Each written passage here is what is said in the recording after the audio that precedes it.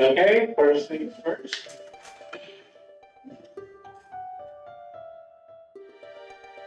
Let's discuss choices. So first to defend would be Fantastic Five. You have chosen Under Armour. And then next to defend would be Europe. You have chosen Intel Corporation. And then the next to defend would be High Five. You've chosen FedEx.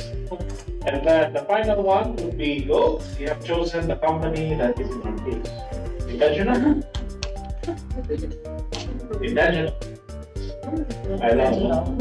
I'm still thinking if I should allow it or not. Do the rest of you complain about it?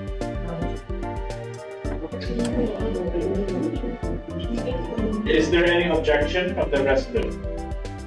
They have information from a case. The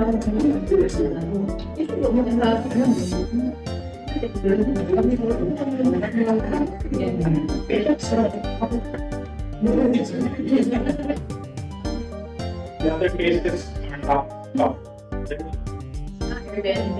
Yeah.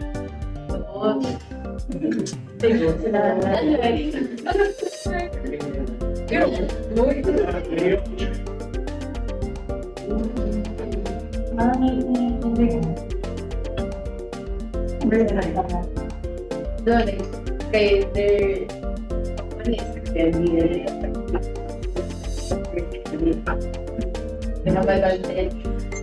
They have a store.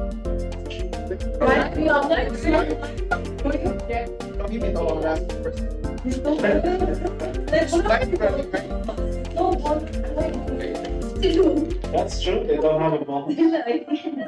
Okay, guys. We only have some information. So no objection from the class. Yeah, none. Anyway, if you have any objection, you can email me.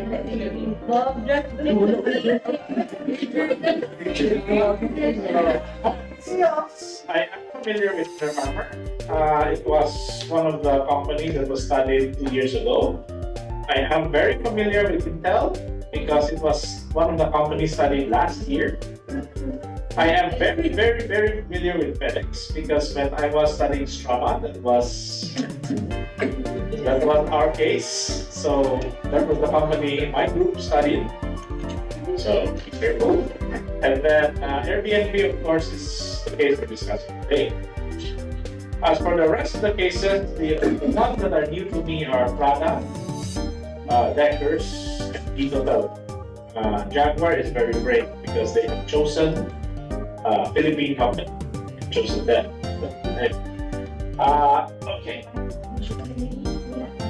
I think the UP Bucks are going to High Five. I forgot if it's Fantastic Five or High Five. Okay, High Five because you are the second to submit. So, for you Bucks or you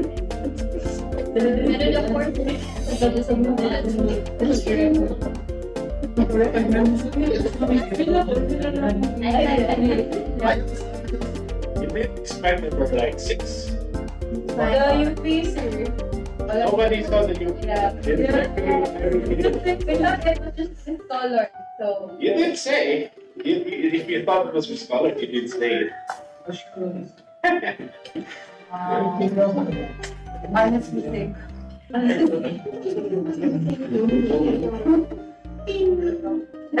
It is in fact as in I used the wrong version, but I now include that as part of the version.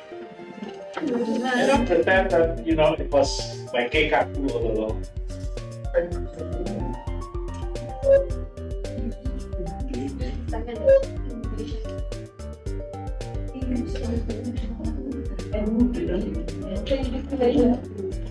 So, do some housekeeping. I'd like you to prepare a very short, maximum 2-minute video about your consultancy. You should present your mission, vision, your values, and your video should answer the question, why should I hire you to study those companies that you're going to study? upload your video to my YouTube channel. So I'll tell you in advance that this one is not graded. Alright? I'm doing this.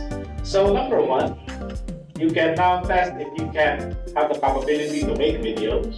And number two, that you can upload to my channel. Because after the midterm, you will be expected to immediately upload your video to my channel. So it's better if you can troubleshoot any problems that we have now. So again, it's not graded. The deadline for this is Feb 28. End of this. This is going to be our case discussion outline. Now, you have studied cases from other classes before, right, in UPC boot. And I know that there are some professors who tell you to do research, correct? There are also other professors who said no, only answer from inside the case. So the philosophy in Strama is that a case is a self-contained problem. In other words, do not research. When you answer a case, your answer should only come from common knowledge as well as the information stated in the case. Do not look at what happened next. Do not look at anything, just case alone. This applies to all our pre-case discussions, as well as our midterm exam, which is a case. I will give that to you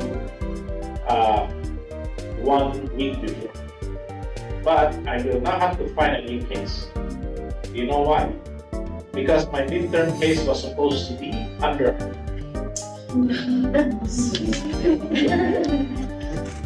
So I will find a new. I had two options, Under Armour and Lululemon. But the thing is, both of those are taken. I have no choice, I have to find a new.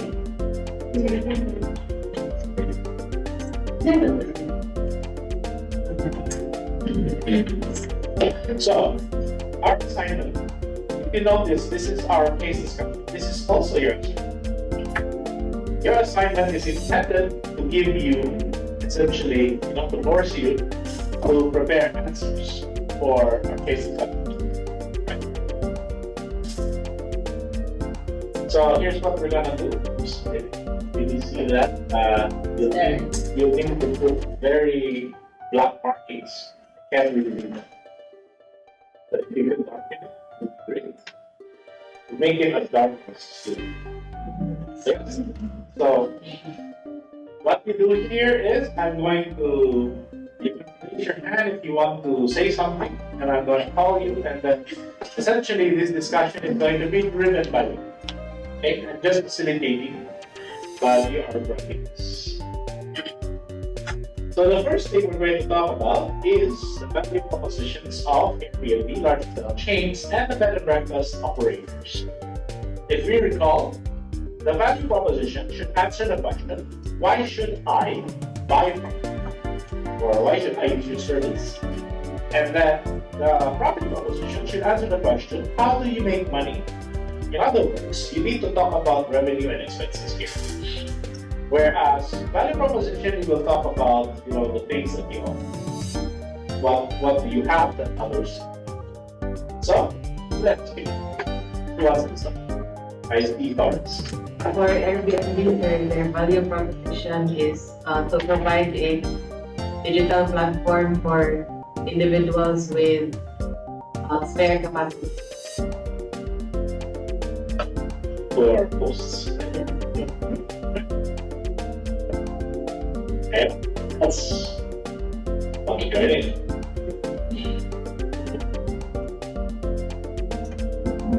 good. I mean, what did you answer your as content? As for the large hotel chains, their value proposition is that they have like full service amenities such as gyms, conference room, or restaurants and spas. Okay, and then I have a review. So for bed and breakfast, sir, their value proposition is that they offer the guests they can make them experience like a cozy home like ambience compared to like personalized atmosphere, sir. Okay, anyone else? I see Veraglio, Generale, and Benevento. So for the profit proposition of Airbnb, they pay transaction-based fees where in their website where they get percentage of the booking fees. Do you have numbers? Like ratios, you might have to do the. Yeah, I think that's fine. What's next? Was it Generale? For Airbnb, for one of their value propositions is the convenience of being able to choose different kinds of rooms according to your budget. So a wide variety of choices for guests. Then the last portion I call out was So for bread and breakfast, sir, for their profit proposition, what They have high operating costs because they have to pay for labor, utilities, and maintenance, and like those usually like take up 57% of their overall expenses.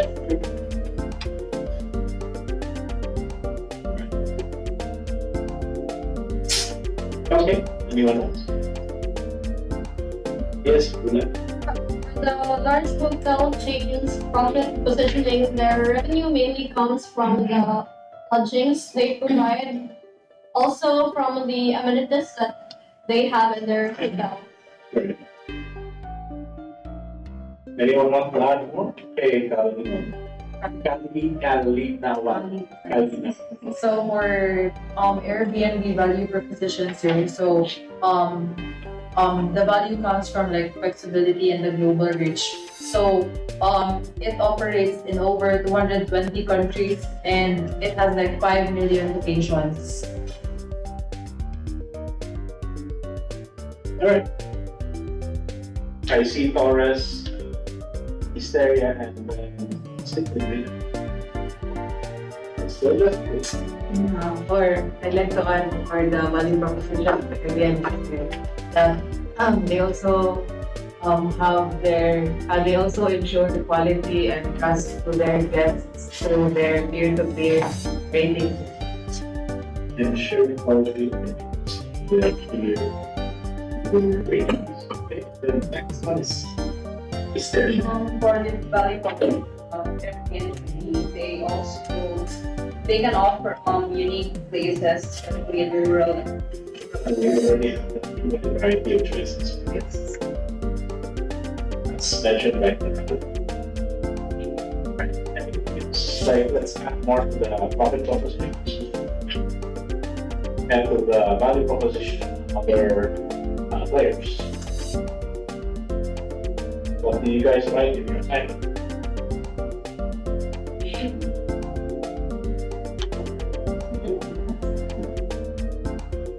Yes, I like it.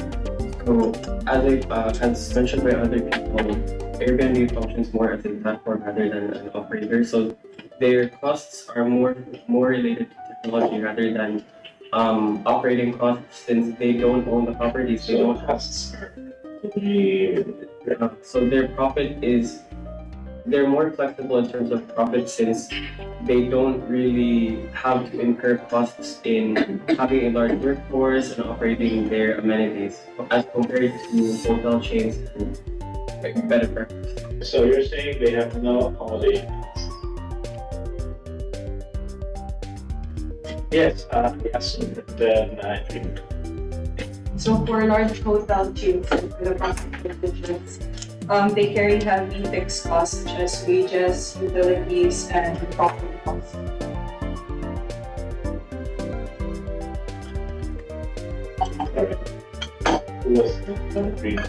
Value proposition of the hotel chains.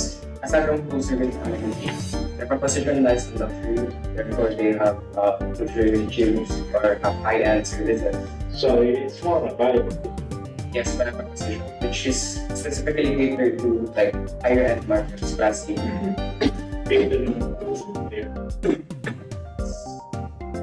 They want this. It's business travelers.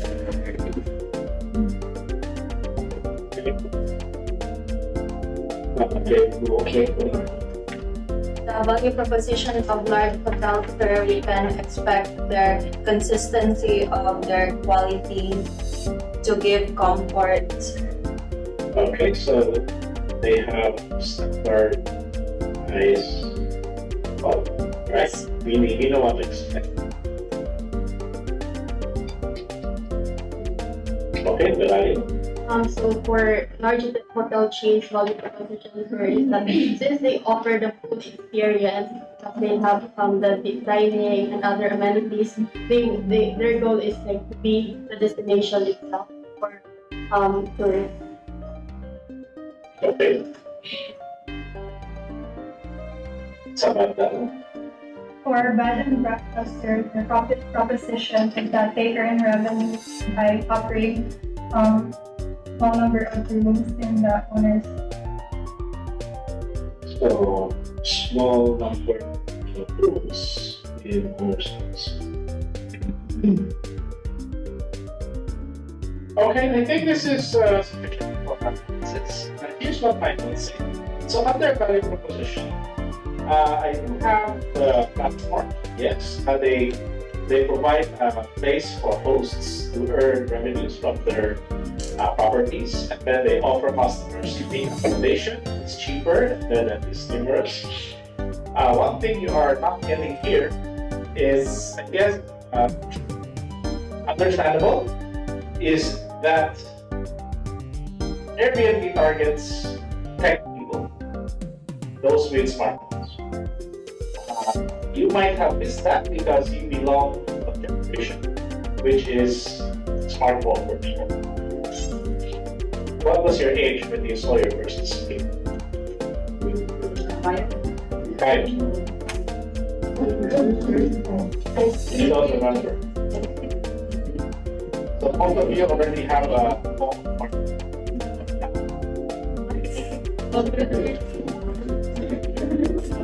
Because my first screen was TV. Not tablet. TV, maybe also TV.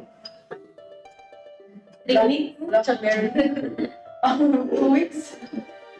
24 hours. So Airbnb offers value to a generation of people who are good with smartphones, right? Compared to a hotel. How many of you have stayed in Airbnb? Most of you actually, right? How many of you have stayed in hotels? Also most of you. Which do you prefer? Hotel? Airbnb? Okay, why do you prefer Airbnb?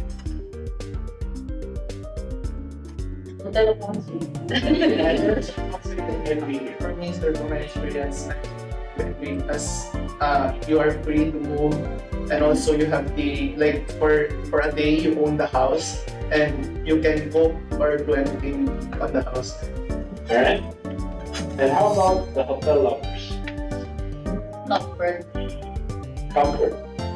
And when traveling, I like to rest. So being able But to, you can also rest it. I want to rest but also be entertained at the same time. But you can also watch TV in your Airbnb. I like the amenities. Very good. Okay, fine. And then how about ladies there?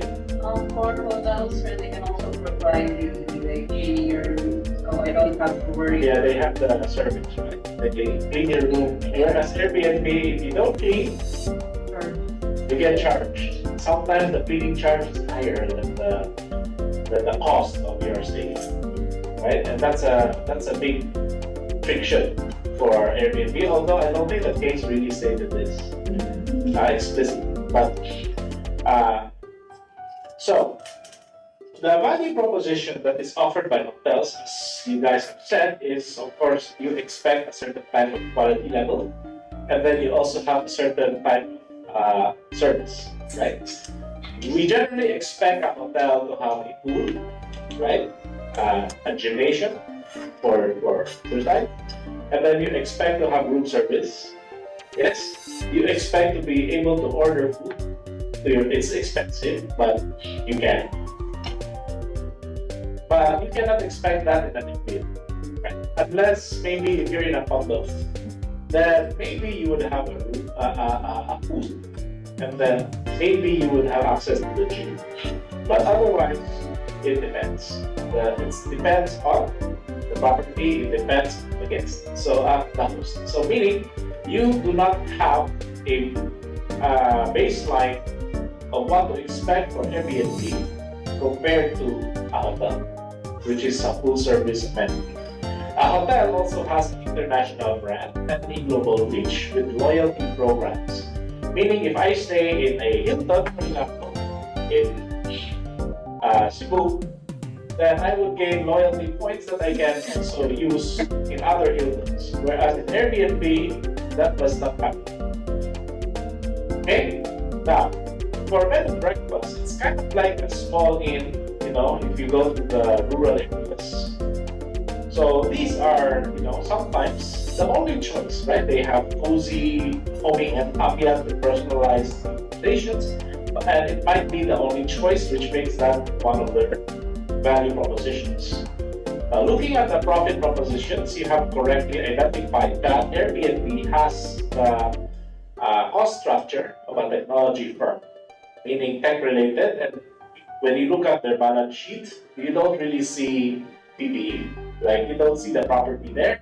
So because you don't see the property, then of course you don't see a lot of depreciation expense.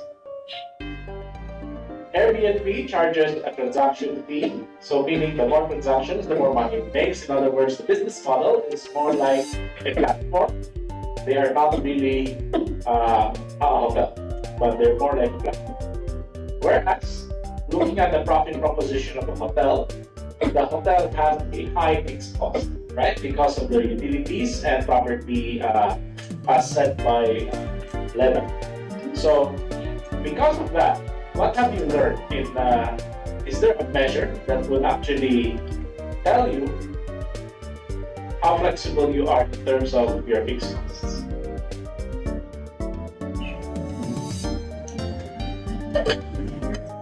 You guys are finance.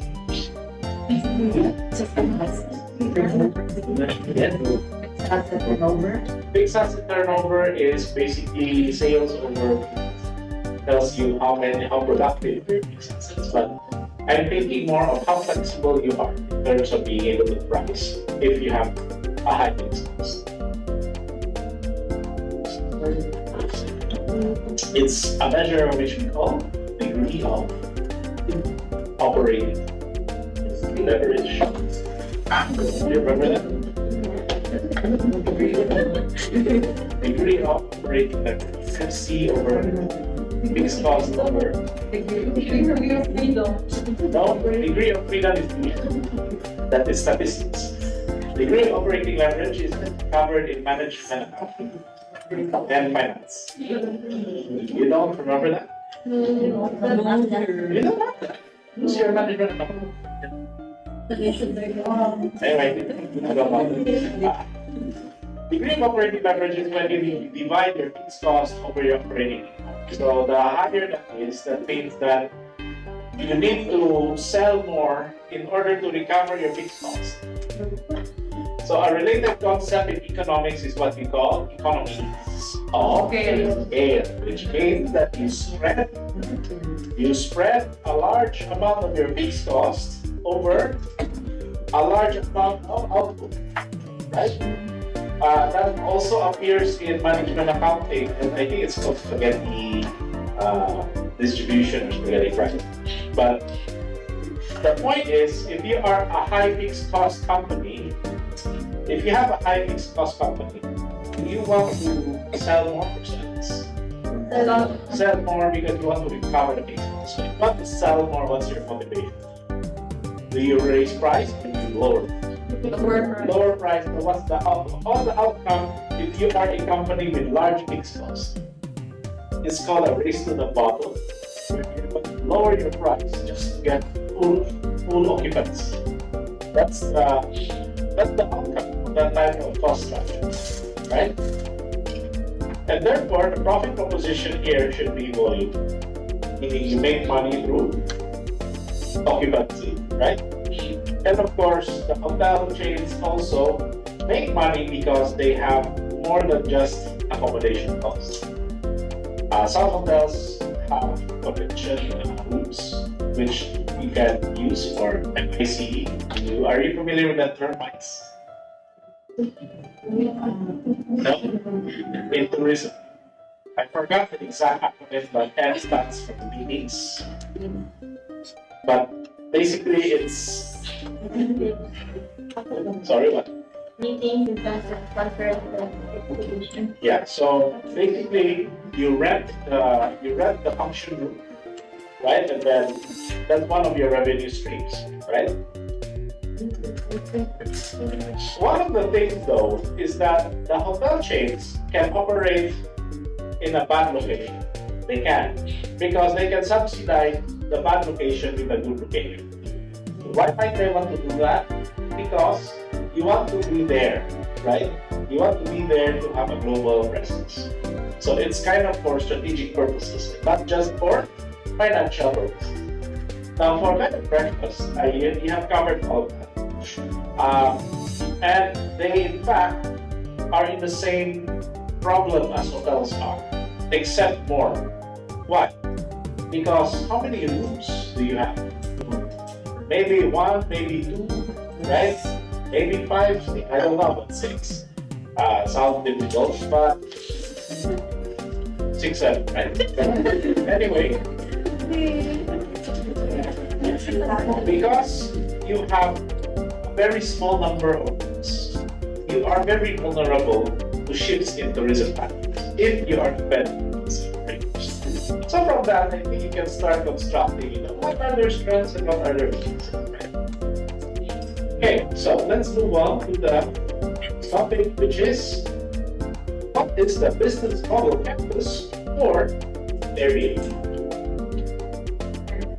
Yes, Airbnb.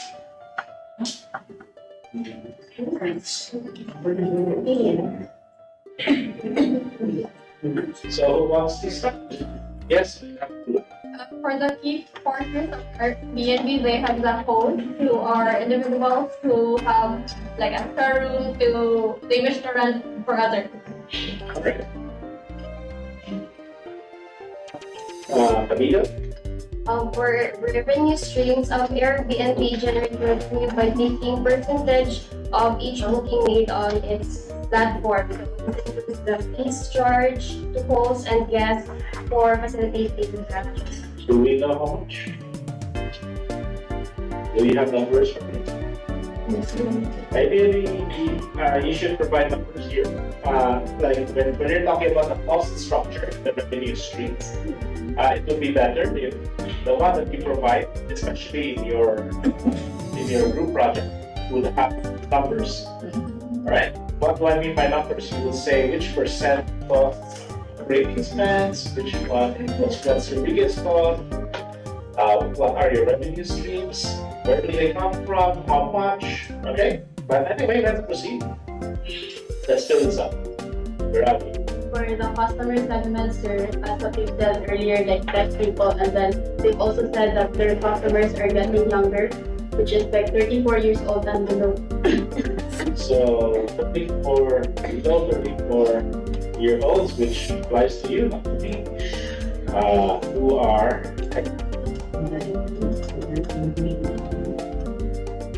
anyone else? I have Kalinawan. Yeah, Kalinawan, For channels, Airbnb uses website and mobile application. Okay, so for distribution channel, it really just has website and next. No, I said no. Okay, I said agreement. Kind of related, but more on the value proposition. Just bringing up what you said, leveraging on mobile technology. So where do you want to put this? Value. Actually, we don't need the value prop because we already talked about it. The previous slide. Okay. Okay. Okay, RJ. So, for key activities, they facilitates bookings and events between hosts and guests.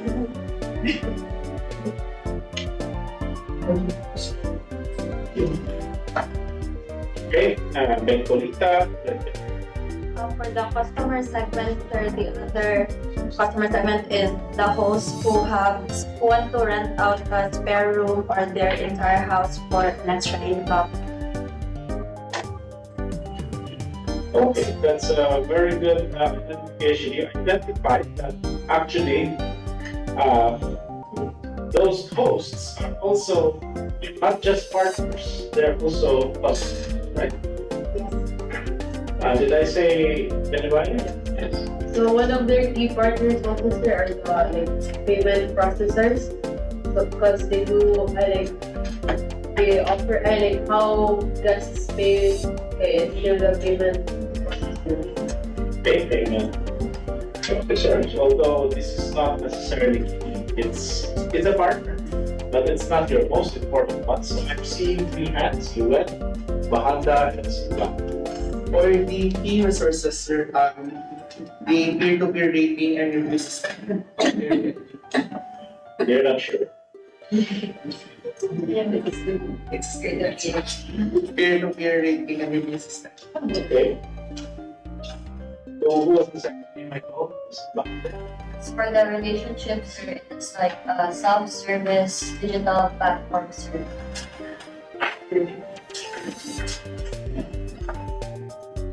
So self-service, digital platform. We can even call this peer-to-peer, right? Where hosts and guests review each other. That's how they do it. Did I call it their name? For the peers, human capital para sa experience, install the Where do you want to put this in? So,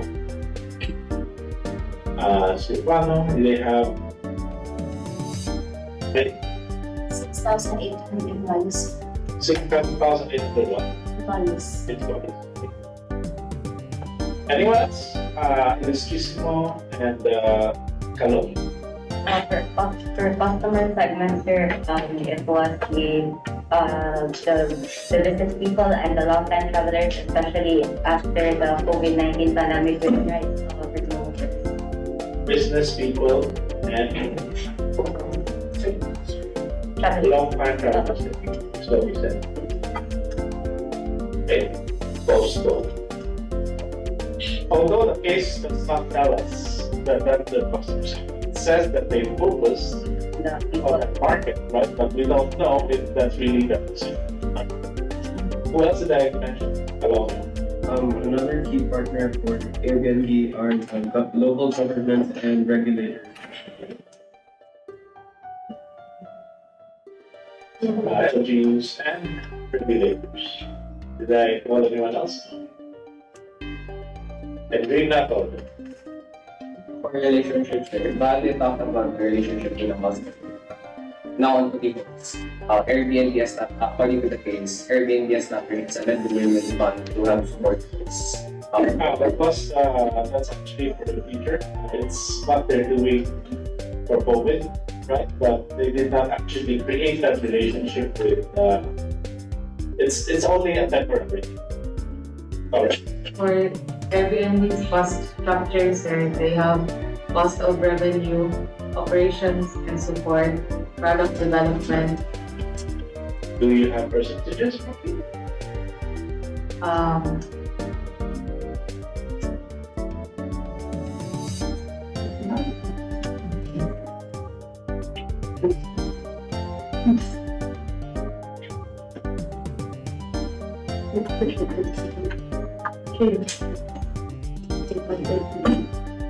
$21% for cost of revenue, and then 21%. Also, goods sold. I think 21% is the operating margin.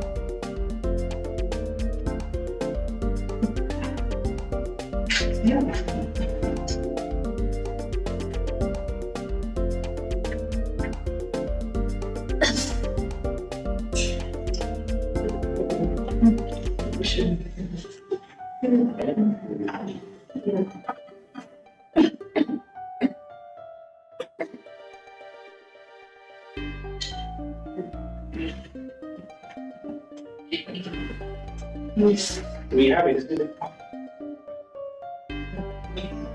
What is 1499 divided by 6597. 1499 divided by 8399?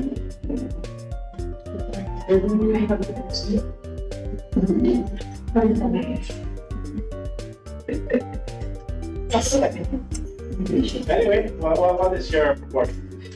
17.8%. So, cost of goods, revenue 17.8%. is 17.8% of sales. And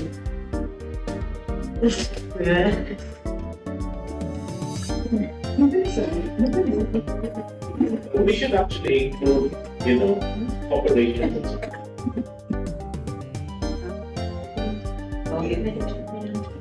um,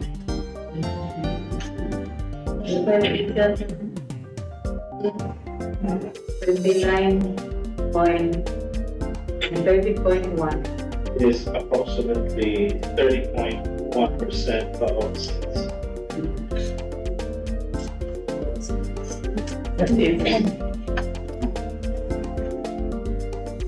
Alright. Yes, Silvano. We also outside the activities. We also expanded geographically surveyed 222 countries. Sorry, can you repeat that? They expanded geographically countries.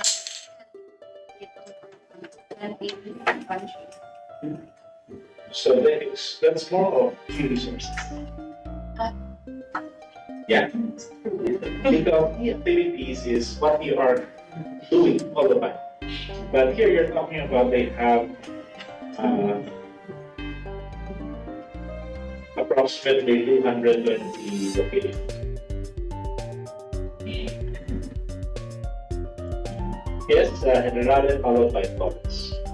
The activities their marketing also serve their key activity. Is that key activity? Do they really market? You make that point we need to prove it in the case. In the case of the exhibit one, there's Sales, marketing. which is what percent?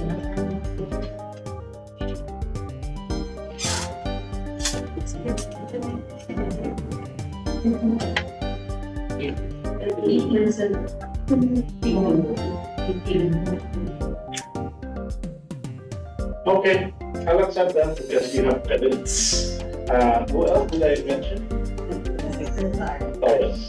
For their marketing expense, there is account for 35.9% of 35, about 36%. Kalongin, Kabandal, Trisimo, Orion. Another key activity that Airbnb does is for maintenance, and I think it falls under product development, which is as of 2022, it's 17.88% of their So I'm out of space. I'm not gonna put the proportions here, but I acknowledge that product development is a key activity. Yes. Who's next? I forgot already. I think it was Orion. Or it was Tracy.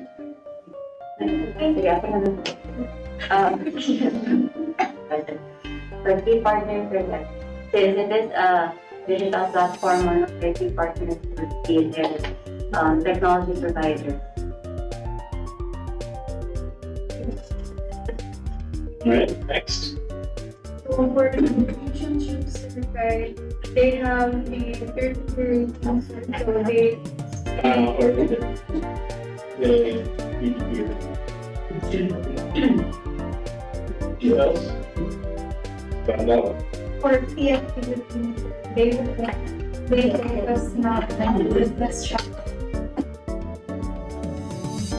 Other strategic purpose, but that is not what they're constantly doing. For value proposition here, they have their global access, so they have presence in 220 countries and they have 5 million listings. Okay, I'll just put that in this because we already covered the value proposition earlier, right? We already covered that earlier, value and profit. So, you said how many listings? 5 million. Listings. Okay, so I think we can stop here. Now let's compare with my notes. For the key partners, you got them all. You got the hosts, you got the processors, LGUs, and the providers. And then key activities, in my view, we covered one of them, which is the product development, the app, because your app and your website is the way that you interact with your customers. So you had better make sure that you do it right.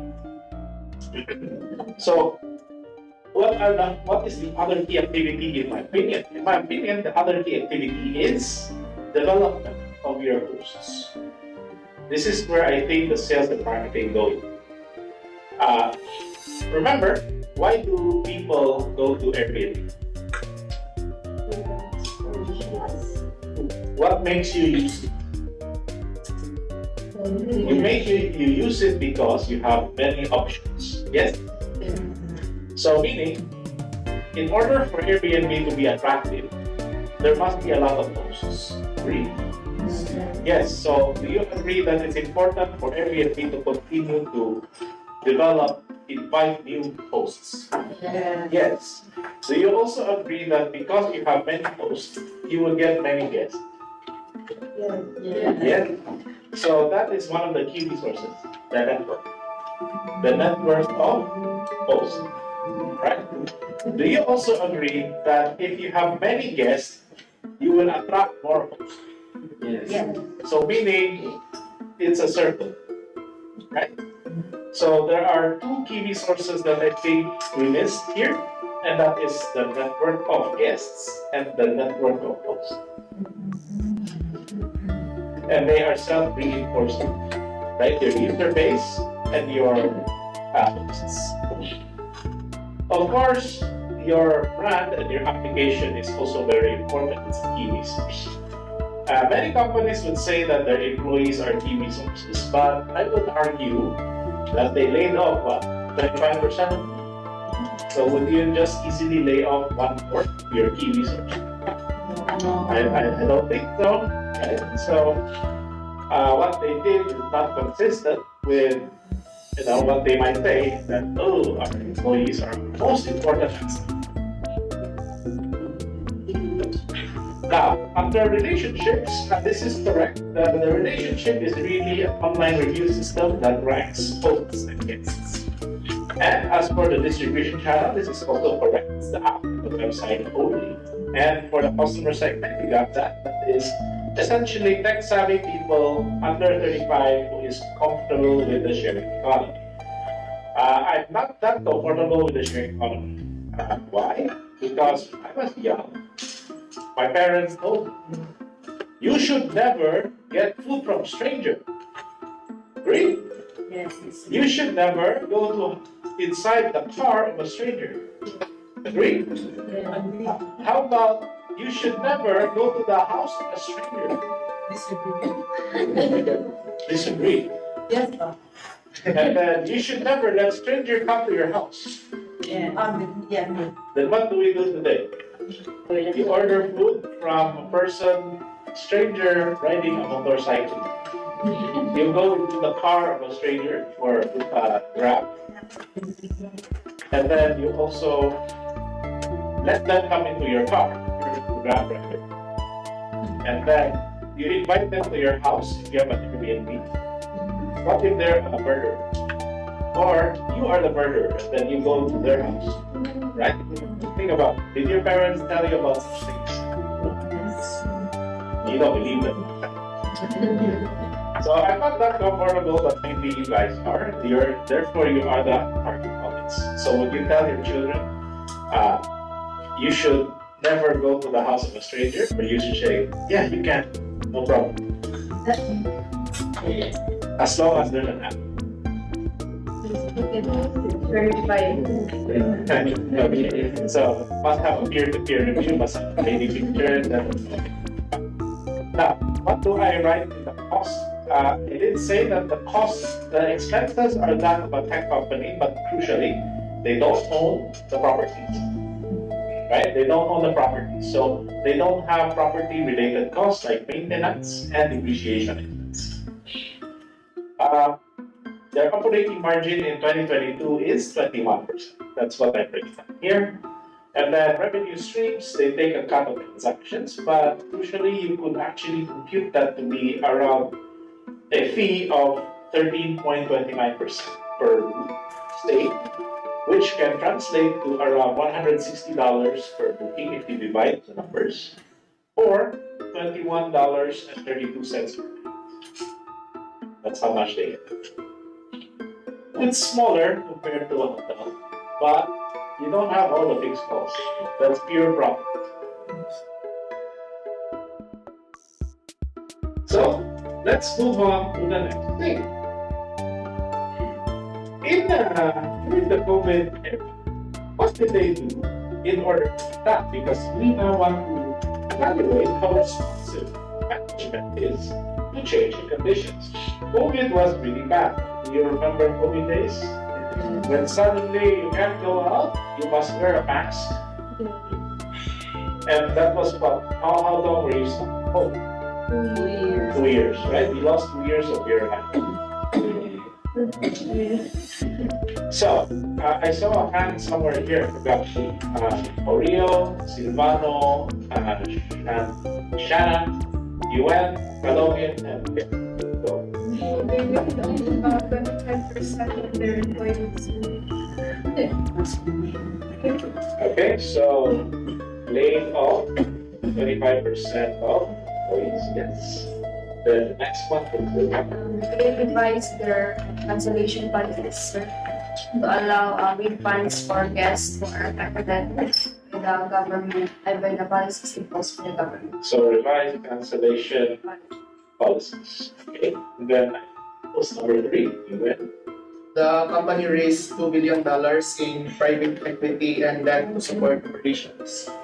$2 billion in private equity and debt. Okay. What's number 4? Did I say yes? Sige, ako na rin. They created a 17 million host support fund, sir, for long-term hosts. Million or billion?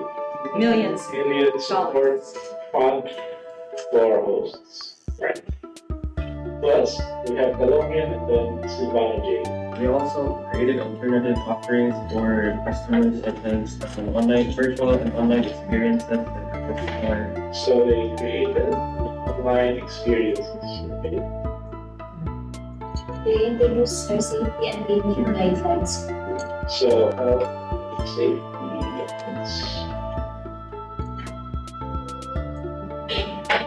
Then I think, let's see. One more. The first one was yes. Sir, as remote or hybrid work became normal, sir, they also focused more on this. That's not a whole response. I mean, That's after. That's after. I think the second one was here. What's it? Okay. Camilo. They entered the online experiences. Already there. So, you have to check there first. Hysteria. Yeah, 17 million. There's one more. So, Nobody got it. There's one more. It's most related to what you had said. Yes. What he said is in there.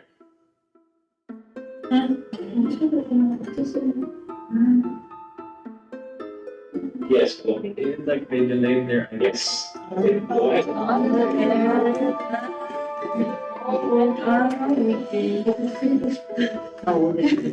So they delayed the IPO because they were not able to get, IPO funds because, the market sucks. They had to get bridge financing, 2 million. So that's why it's related to one unit. Alright. So based on this, would you say that Airbnb had a good response? Yeah. So that allowed them to become, shall we say, better off then? Partially yes, because the hotels had, they had people whose salaries they still have to pay.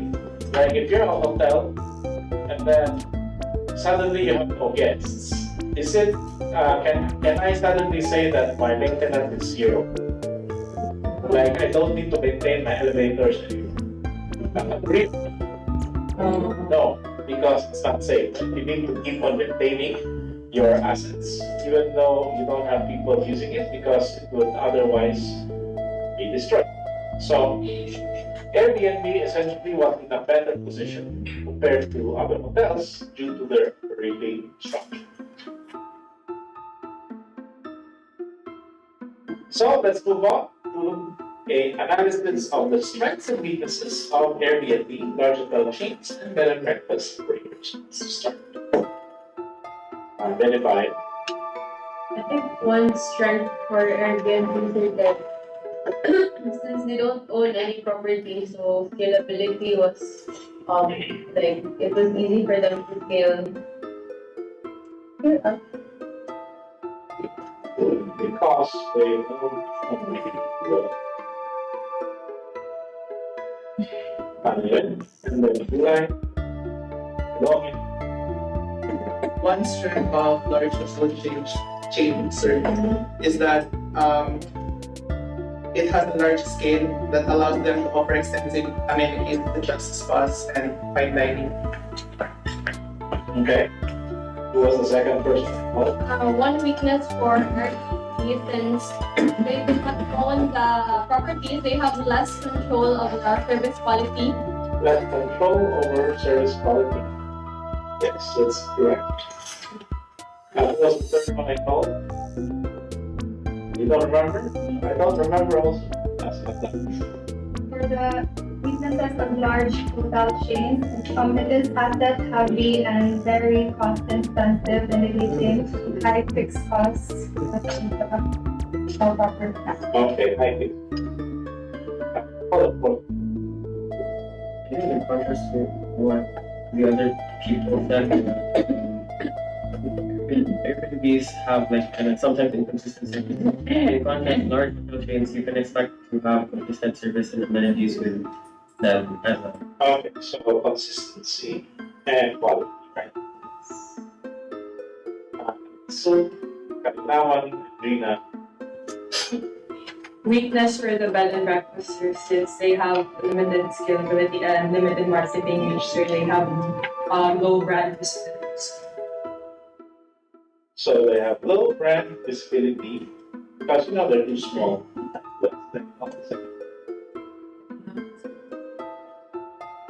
For bed and breakfasters, they have much smaller scales compared to Is hotels. that a weakness? Yes.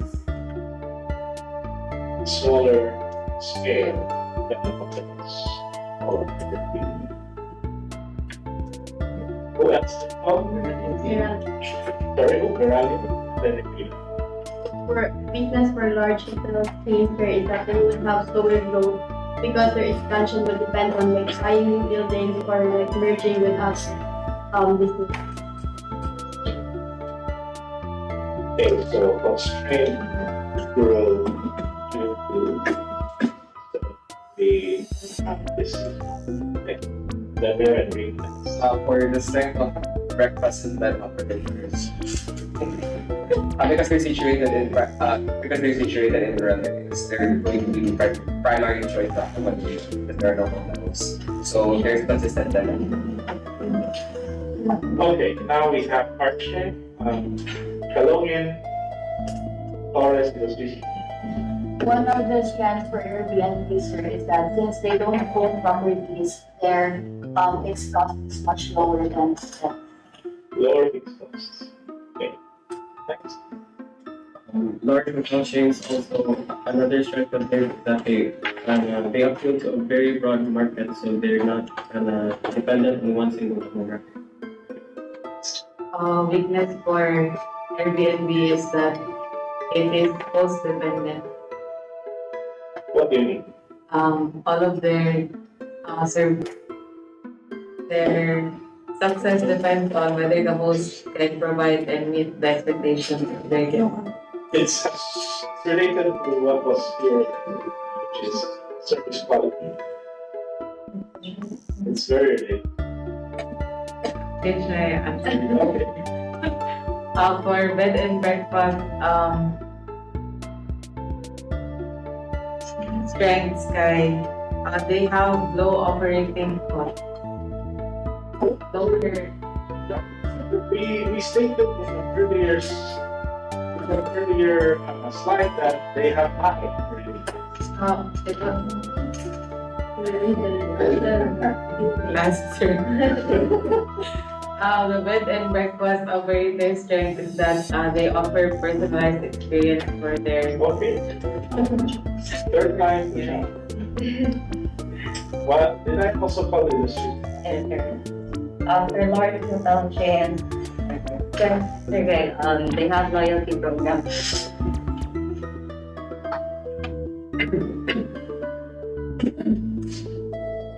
Loyalty.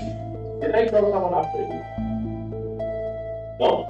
Okay, so now I'm going to go with Bakante. You went like the two silvers. For the weakness of Airbnb, sir, they have like inconsistent guest experience that despite the review system. Yeah, that's the joke. Also, regulatory and Okay, legal challenges. that's fair. Regulatory. For bed and breakfast, sir, for their weakness, limited number of rooms also means restrict revenue potential. Low revenue.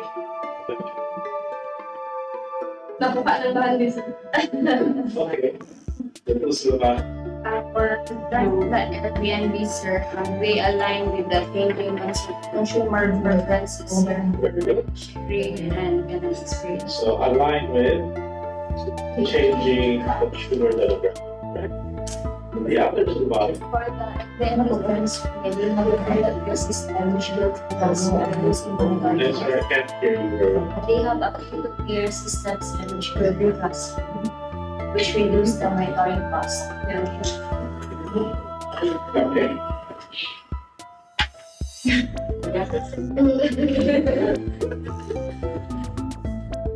Sleeping here. Hysteria. For large they have the time having a strong relationship with the for travels and amenities and also Okay. What else did I say? Yeah, that is something. Just because bed and breakfast has like lesser rooms, it's not really a bad thing because that also implies that there are lesser costs for maintenance of gardens. Wait, the thing is, absolute cost, yes, but for a room, very high.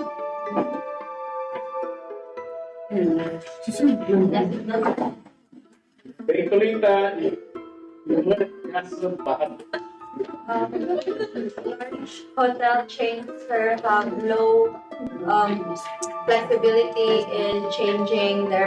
in adjusting their prices during low demands. Low flexibility. In prices What makes you say that? if there are low demands sir, because their heavy and their fixed costs are high sir compared to the Airbnb and the bed and breakfast. So it gives them less flexibility to adjust prices if ever they have. I mean, they can adjust. I mean, not that. Nothing stopped. I mean, not that lower to. I mean, they have limited adjustment for their prices because they can operate in a loss during low demands, sir, because of they have to at least reach the So they're forced to cut prices during times of due to fixed costs, is what you're No, sir. No. I mean, their adjustment in prices is only limited based on their fixed costs, like what you Yeah, that's mentioned what earlier. Okay, sir. Okay, did I call out any other names here? For this one, Airbnb, sir, as you have said earlier, the network of gas and the network of hosts. Okay, that were our guests.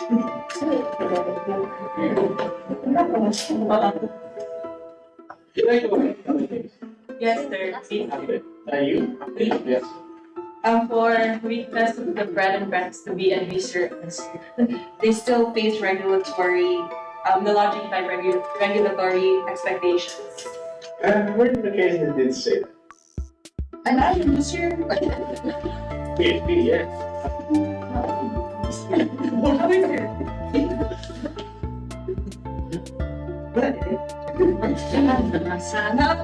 Where? Give me a partner. Sir, bahal din first and then after. The first to be For the bed and breakfast survey, they have stronger host to guest relationship. Sorry. They have stronger host to guest relationship. Page 5. Stronger, yes. Page 5, yeah. Page 5? Page C dash 5. Page 5. See that dog? Yay! C dash 2, where exactly? First. But this is not a weakness. Why? Because everyone is subject to that. A weakness is something that you are either deficient in, or something that you don't have, or something that you're exposed to that the others don't really face. So that's not really a weakness. It's just the cause of doing this is to have regulations. I think that we have thoroughly explored this. So, okay, go ahead. For the bed and breakfast, I'm not sure if that it has access to the roads, so for easy access to commute for Where does it say that?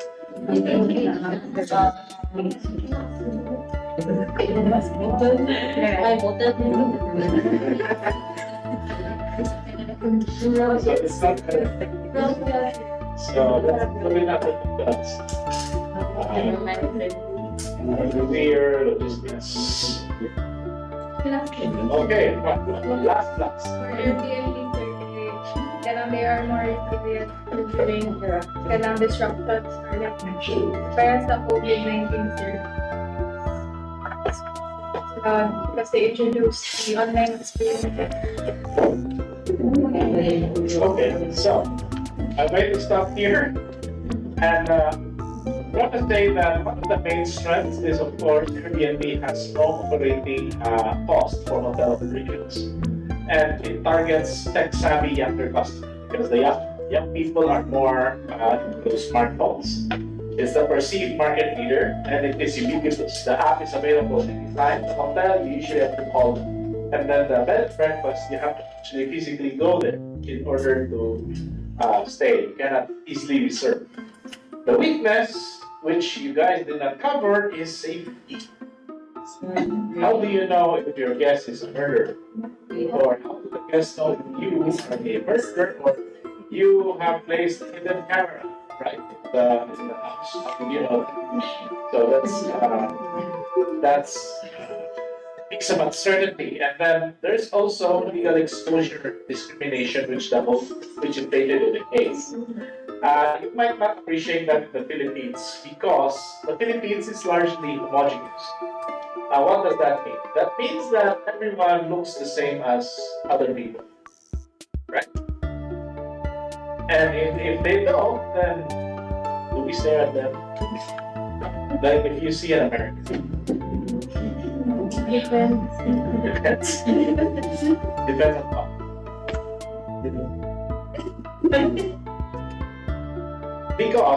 Because in America, okay, in the US where this is located in, they are some of them are racist, right? So some of them say, I don't want to serve Mexicanos or I don't want to serve black people.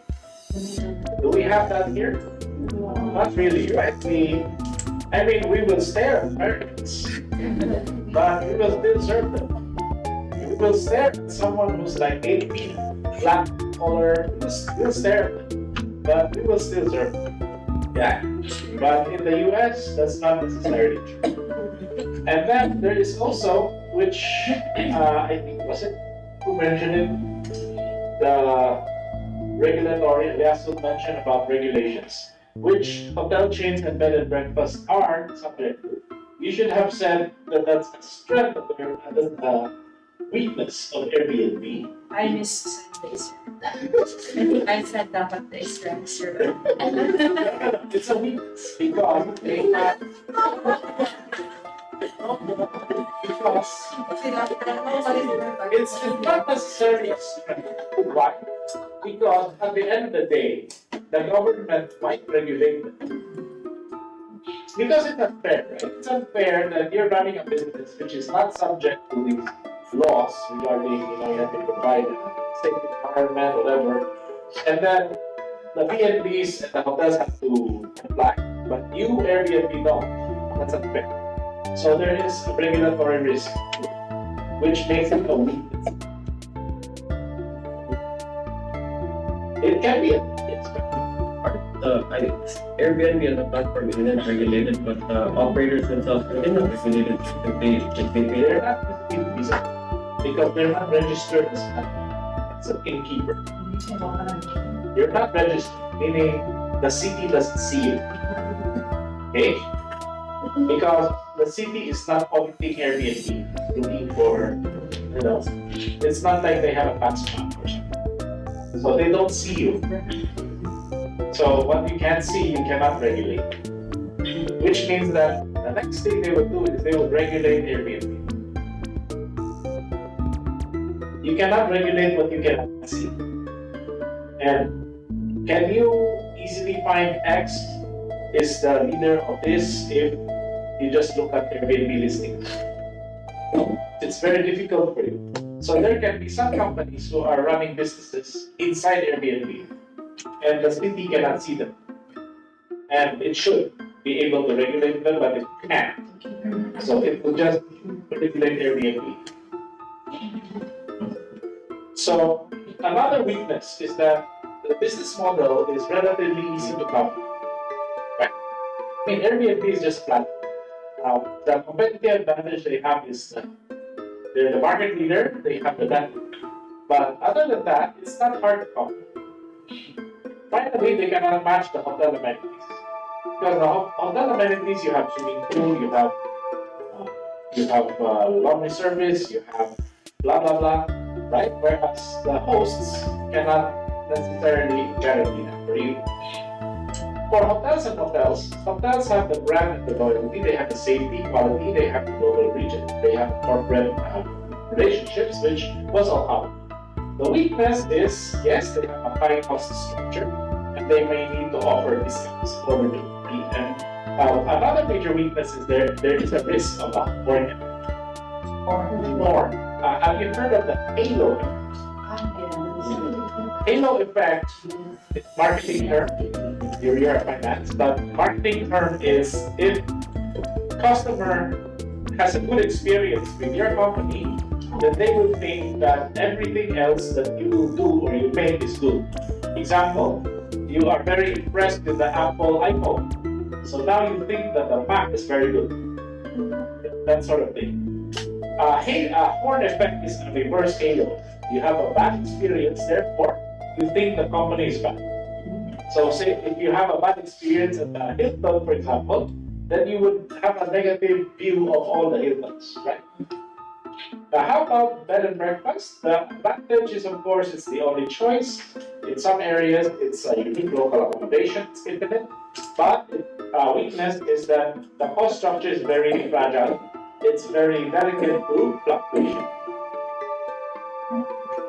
We don't have much time, so let's see if we can finish this earlier. How has the lodging customer changed according to this case?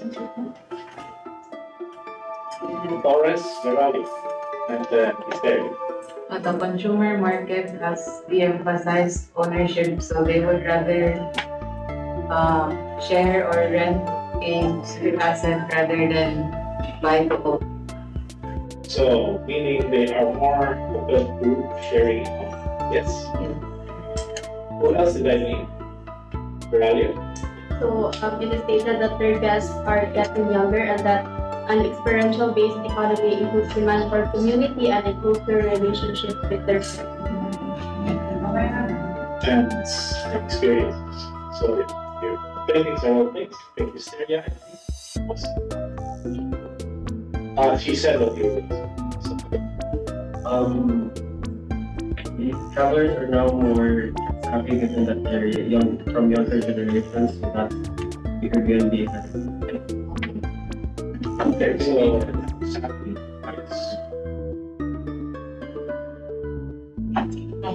real life.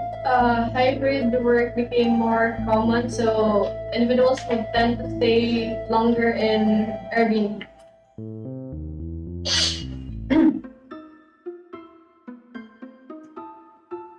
Extending Airbnb stay. So I'm going to stop right here.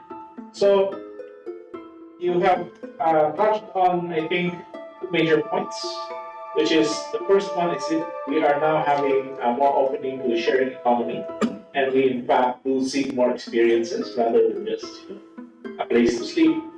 And furthermore, they're more tech savvy, meaning they're using their smartphone and they demand to have instant availability through that.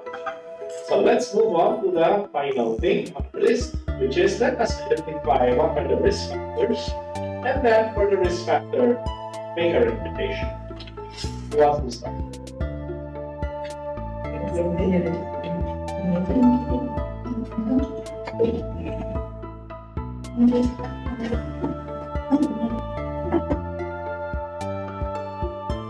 Yes, Rita. One risk in is the fact that perhaps in terms of their regulation, it's So regulatory risk. yes, as what was mentioned in the discussion, it's like policies often inconsistent at times. So the primary recommendation that I have is this is the feature outcome that you want is for them to compete against the others. So what we want to do is leverage on the peer-to-peer system to incentivize. No, but this one does not address regulations, it addresses quality. Yes. So let's change this to quality. Okay, so specifically on the quality, perhaps the recommendation is to have a standardized quality in a sense for the Which is what they're already doing. They're doing it sometimes. Alright, who else? Yeah. Okay. Regarding the safety of guests that you mentioned earlier, one recommendation to improve that would probably be like accept listings that are that those places may have those security personnel near. So like example sa mga condos or if ever very province like siya, like at least No, we're not just talking about security from thieves. We're talking about how do I know you're not a murderer? Because if you go to a hotel, you don't think that the hotel is going to kill you. in terms of maybe like for guests and hosts to have further profile verification. Profile.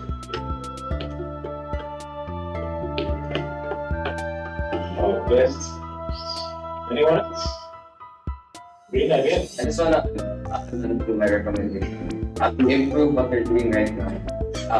they currently have 3.4 billion in terms of cash flow. So they have a strong cash flow. So what we can do is leverage that cash flow to invest in like third-party inspections to verify like the amenities of all of their Airbnb offerings, high in terms of like Wi-Fi speed or their or safety compliances. So you want to have inspectors, but that's gonna be very expensive. That's it. Anyone else? Verify it and go. I think to add this quality, risk, and trust to guys, Airbnb could strengthen their peer-to-peer rating. So if ever like there are ratings na low or like does not meet the standard rating, then it would be best to remove them sa listing.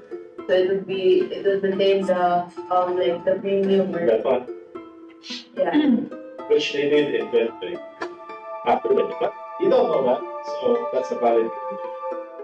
Another risk, sir, that Airbnb faces is in terms of technology and cybersecurity, such as platform outages and data breaches, which will become more common. And I think one recommendation that would fix that is improve their maintenance and also their response to the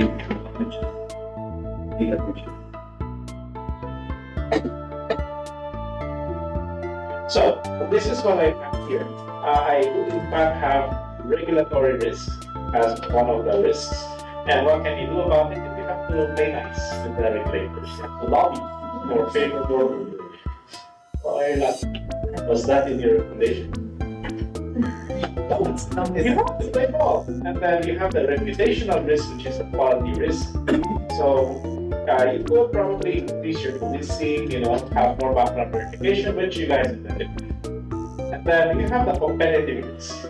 You cannot assure you will stay ahead forever. So you would have to retool your offerings for business segment. You have to continue to invest in your platform because that's your competitive advantage. You need to attract more hosts, right? You need to continue attracting more hosts, and you need to maybe cooperate with hotels in locations with high demand.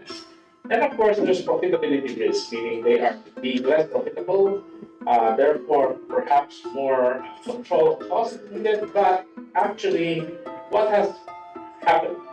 Airbnb has been blamed for causing housing shortages in cities because people buy the housing and then they don't live there. They just Airbnb it.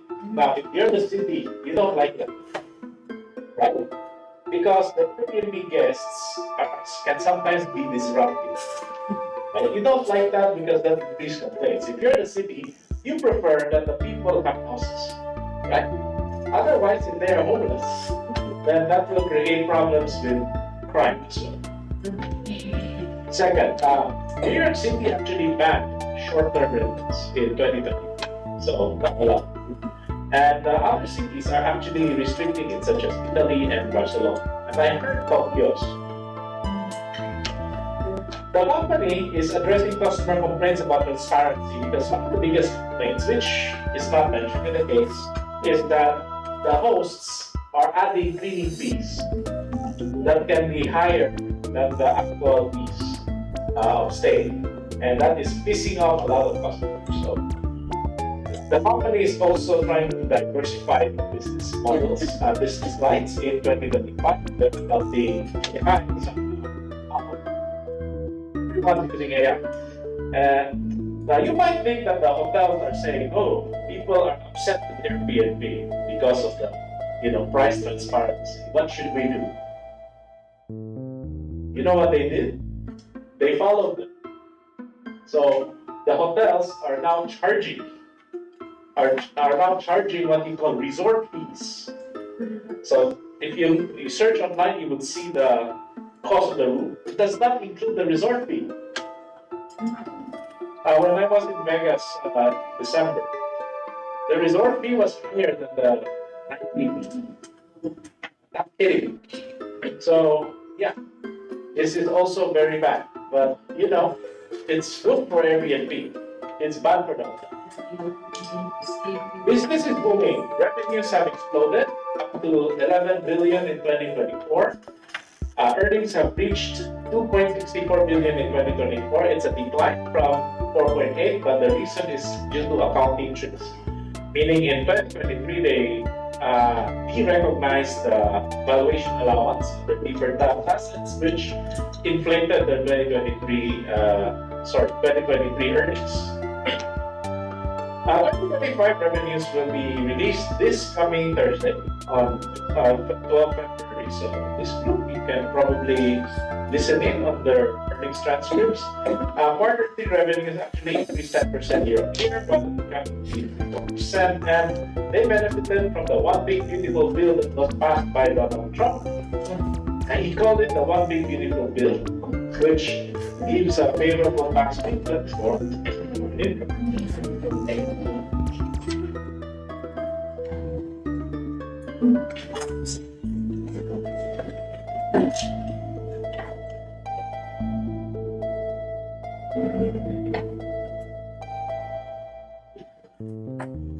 Okay, the award feedbacks based on participation. One year feedback, alias.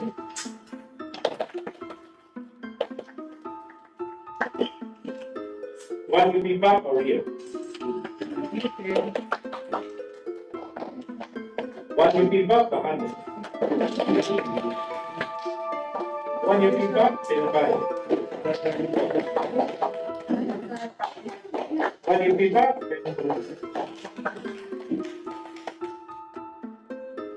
1 year feedback, no one.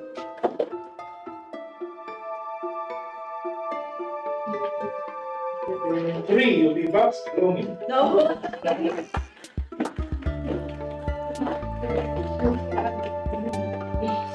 1 UV buck, green.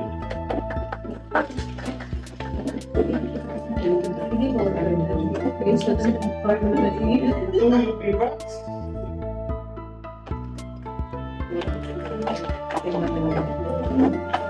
1 UV buck was missing.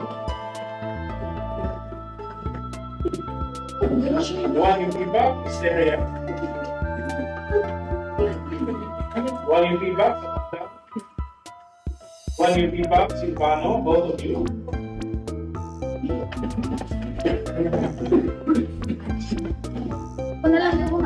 And then 2 UV bucks of 2 UV bucks, Vera kayo.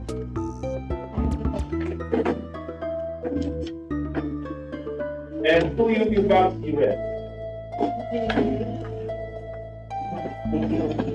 So thank you, and I will see you again on case number 8.